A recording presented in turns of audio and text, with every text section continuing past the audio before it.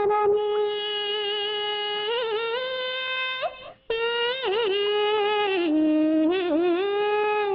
పట్టు సీర తెస్తానని పడవేసికెళ్ళిండు మావా పట్టు సీర తెస్తానని పడవేసికెళ్ళిండు మావా గట్టు తీరేదాకా అటగే ఉండు పట్టపగలల్లే ఓ సందమావ పట్టపగలల్లే ఓ సందమావ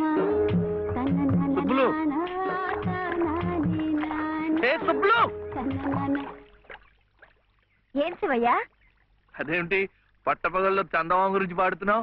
అడుగో వచ్చాడుగా. ఎక్కడా? ఏడి?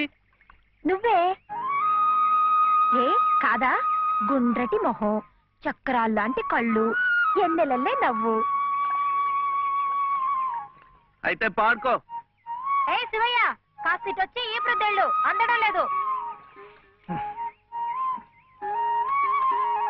వీపు అందకుండా ఎందుకు పెట్టుకున్నావు?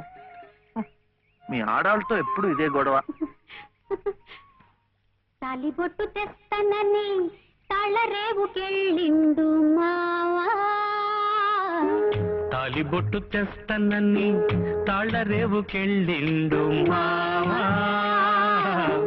ఆలినయ్యేదాకా వెళ్ళిపోమాక ఎన్నెలమ్మ తోడు సంగమా ఎన్నెల్లమ్మ తోడు సందమావా ఎన్నెల్లమ్మ.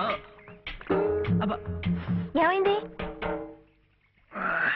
అవును, వెంకటస్వామి తాళ్ళిబొట్టు తీసుకురాగానే నీకు పెళ్లి అయిపోతుంది అన్నమాట. ఎట్టా అవుద్దయ్యా, నాకంటే పెద్దాడివి, నీకే కాంది. నన్ను చేసుకోనందిగా, ఇంకెట్ట అవుతుంది? ఎవరంది? మా మావయ్య కూతురు చిట్టి. బంగారు కొండవి, నిన్న అంది.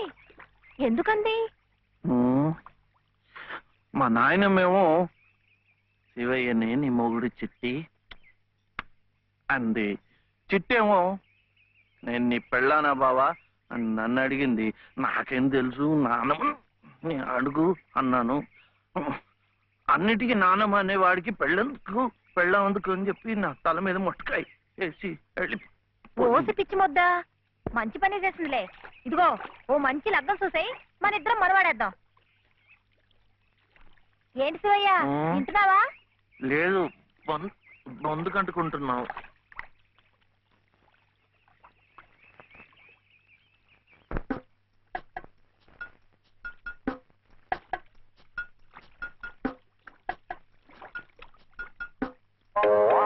ఏం శివయ్య పెళ్ళనగానే చేతికేదో కరెంట్ వచ్చినట్టుగా ఉంది. కరెంటే కర్మ, మను అయితే మన ప్రేమ పట్టపగ్గాలు ఉండవు.